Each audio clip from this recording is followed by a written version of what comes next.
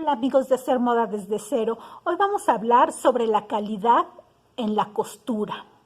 Muchas veces vamos a las escuelas y a las universidades y nos enseñan a coser, a ocupar la máquina, pero no nos especifican qué cosas hacen que mi prenda tenga buena o mala calidad. Vamos a empezar con la costura de la máquina over y tenemos que saber que la costura tiene derecho y revés. En este caso vamos a hablar de la over. El sobrehilado se ve más bonito por el derecho y por la parte del revés es muchísimo más sencillo. Bueno, aquí además hay otro detalle que ahorita les explico. Entonces se ve más bonito, se ve el tejido más cerrado, además se ve una costura como si fuera de máquina recta, esta costura que se llama de seguridad. Y por el revés vemos que no es una costura en máquina recta porque se ve una cadeneta. Esa es una característica de la máquina overlock. Y también vemos que el tejido del over es muchísimo más sencillo si lo comparamos con el del derecho. Entonces, la costura tiene derecho y revés. Y nos sirve además también para identificar nuestra costura que tiene que ir hacia atrás.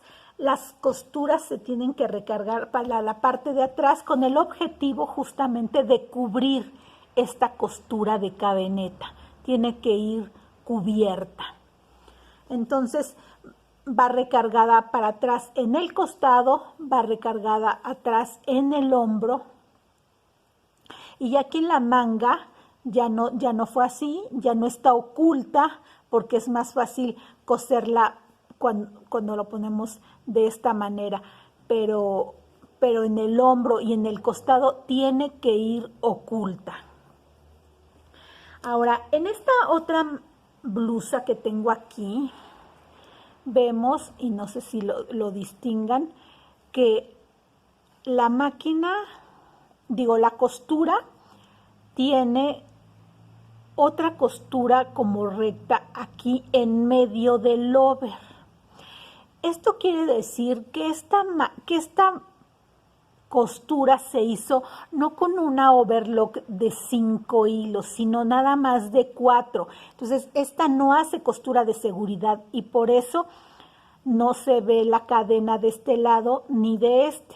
Esto se hizo con una máquina recta y esto con una overlock de 4 hilos, que es más bien para costuras en telas stretch, porque esta es la de seguridad en esos casos, pero se hizo con una máquina de 4 hilos y con una recta.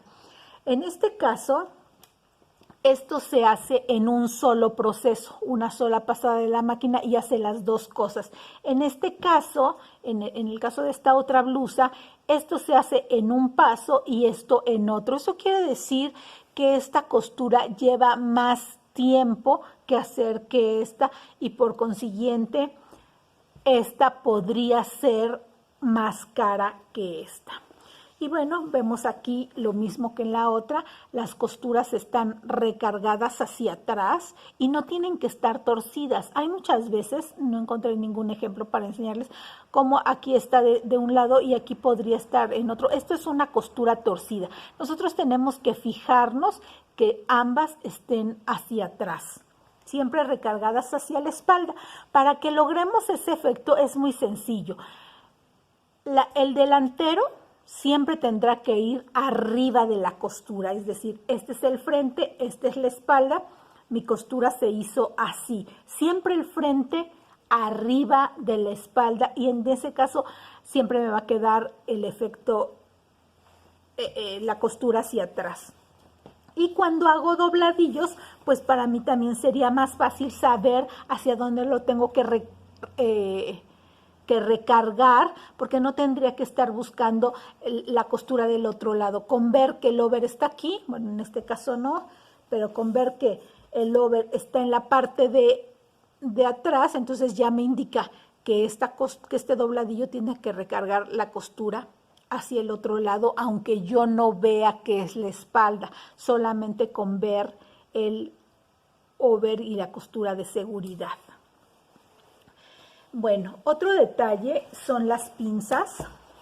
Las pinzas, igual que las costuras, no tienen que ir torcidas. Las pinzas pueden ir recargadas hacia adentro, en medio o hacia afuera, pero las dos hacia el mismo lado. Tienen que estar espejeadas hacia adentro o hacia afuera, pero igual. Hay marcas que lo hacen hacia un lado y hay otras marcas que lo hacen hacia el otro, pero lo que todas hacen es que van espejeadas.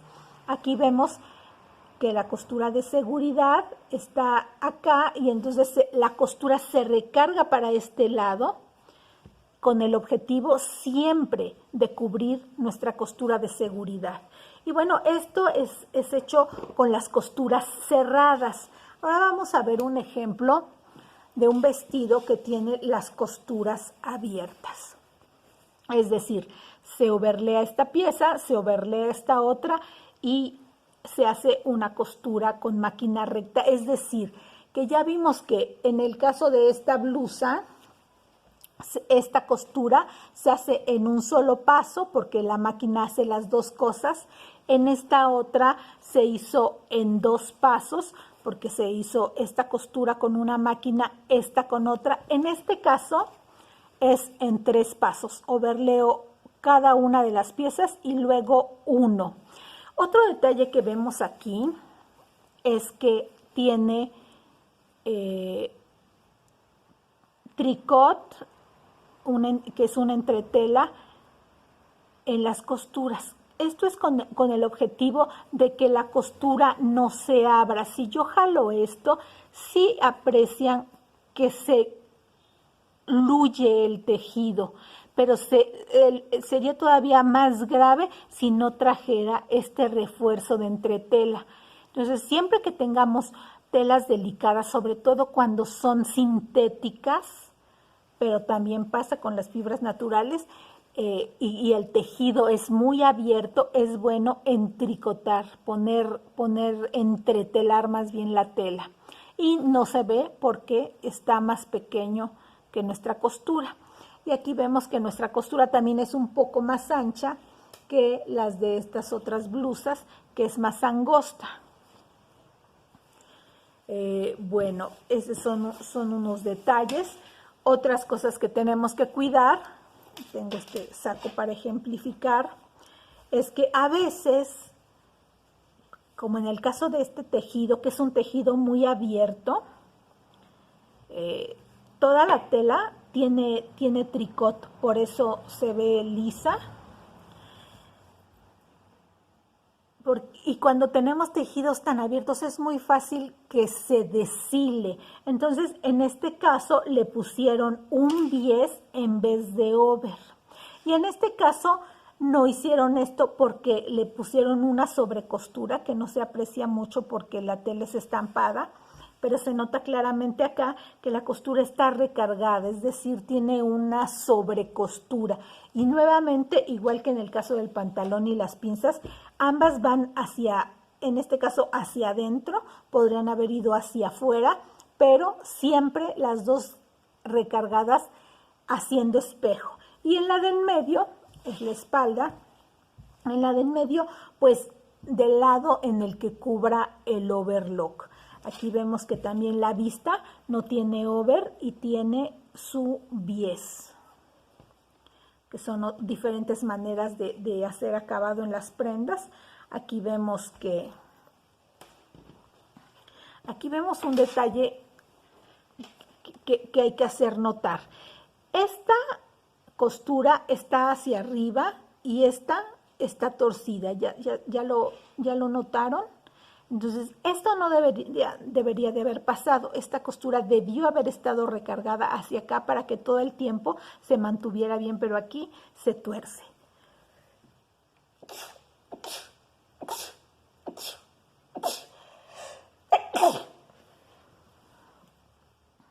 Entonces vemos que esta costura está torcida. Igualmente de este lado fueron errores al no darse cuenta cómo se debe de armar una prenda.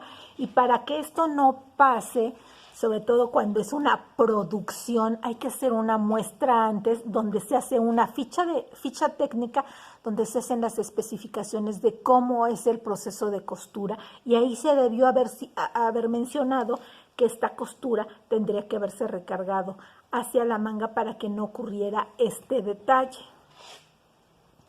Ahora, no siempre se pone overlock en las prendas. Aquí tenemos otro, es un vestido de noche, está hecho con un encaje, y vemos que la costura, vamos a revisarlo por dentro, no tiene over. No tiene over ni nada. Está así nada más. Esto se puede hacer únicamente cuando tenemos un tejido como este, que es lo que se conoce como non-woven, es decir, una tela no tejida. Esto que es pues como una especie de tul, es una tela no tejida y por lo mismo no se deshila. En este caso podemos darnos el lujo. En los 70s había una tela llamada terlenca, que también era una tela sintética y por lo mismo no se deshilaba. Esos son los casos en los que se puede hacer esto cuando no se deshila. Y bueno, tenemos este otro caso. Ese es otro vestido de noche de una tela transparente. Y vemos aquí la costura. No tiene over. Si yo le hubiera puesto over, se vería muy corriente. Y en el caso de los vestidos de noche, lo ideal es hacerle una costura francesa, que se cose por el derecho a una distancia milimétrica y luego por el revés ya a una medida de 1/4 de pulgada o 5/16, y entonces ya nos queda de esta manera y no se percibe la transición del color, porque si se fijan, sí se ve un poco, sí se logra ver el hilo. Si tuviera el tejido del over se notaría muchísimo más, pero así se percibe mucho menos que si lo hiciéramos con over. Entonces, cuando trabajemos telas de gasa transparentes, sobre todo en ropa de noche, ropa de fiesta, de ceremonia, se ocupará la costura francesa, pero esta costura solo se puede hacer en partes rectas, nunca en curvas, porque si no se frunce la tela y eso nos da un efecto que no nos va a parecer muy agradable. Bueno, vamos a terminar ya esta clase hablando sobre las agujas. Y aquí tengo 2 paquetes de agujas. En este caso, aquí tenemos unos datos y aquí otro, que son los importantes. Y aquí vemos entre todos estos números, letras y números, que dice 81/1. Esto quiere decir que ese es su sistema de agujas y me indica que estas son agujas para la máquina overlock. Este, en cambio, tiene aquí abajo 16/231. Esto me indica, por su sistema de agujas, que son agujas para la máquina recta. Y aquí tenemos otro número, en ambos casos es el mismo, 11/75. Esto nos indica el calibre. Para una máquina familiar, este calibre sería el 11, aunque estas agujas, quiero aclarar, que se usan solamente para máquinas industriales, pero el equivalente de la máquina familiar es esta 11 y en la máquina industrial es 75.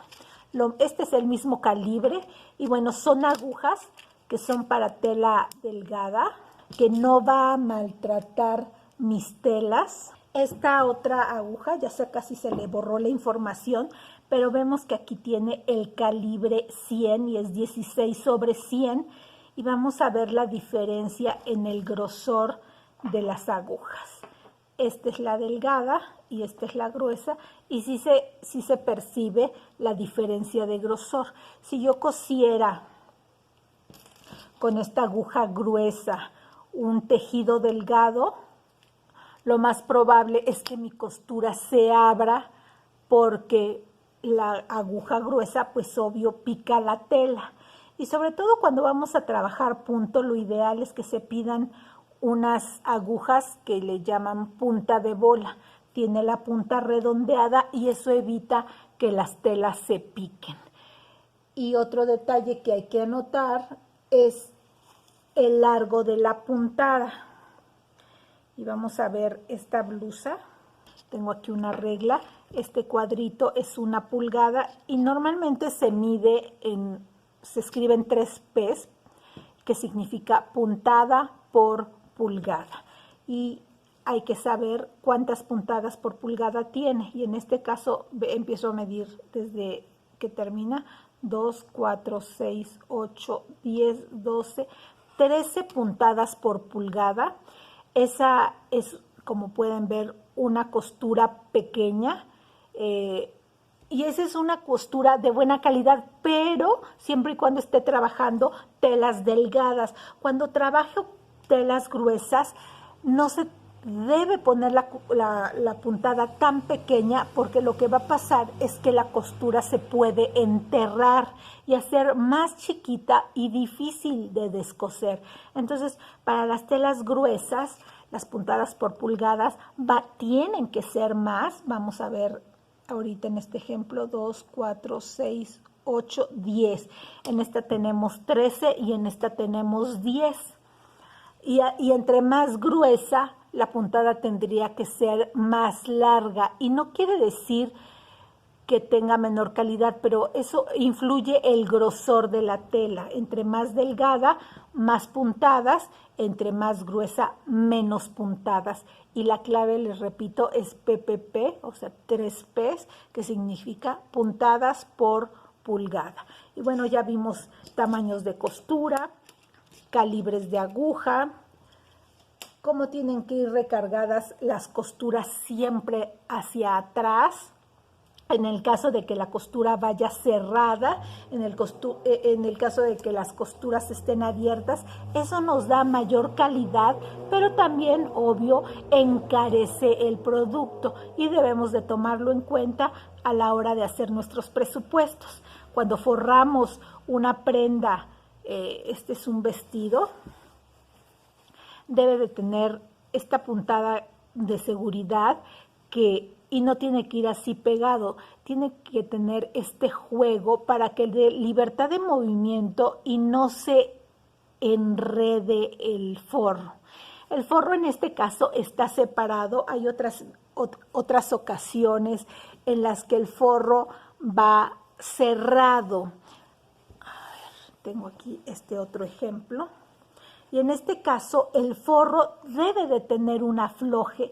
Y como pueden ver, tiene aquí una especie de dobladillo pequeño, que es un afloje, porque el forro siempre debe ir un poco más grande que la prenda para que no se abolse, no se haga una bolsa por este lado y queda liso por el frente, y por atrás tiene este pequeño dobladillo que es un afloje. Así es como se debe de manejar. Entonces, si está cerrado debe de tener afloje, si está abierto debe de tener esta costura que impide que el forro a lo mejor se trepe o se haga bolas y se mantenga en su lugar. Pues ahora sí, creo que ya se tocaron todos los puntos que quería platicar con ustedes: la costura francesa, cómo se cosen los encajes cuando son non-woven, las costuras que se recargan hacia atrás, cómo identificar el delantero y el trasero de la costura del over, cuántas puntadas por pulgada y el tipo y calibre de agujas para las prendas, para los diferentes tipos de grosores de tela. Bueno, pues con esto termino. Muchas gracias, espero que les sirva, y si les gusta este video, pues denle like y suscríbanse. Muchas gracias.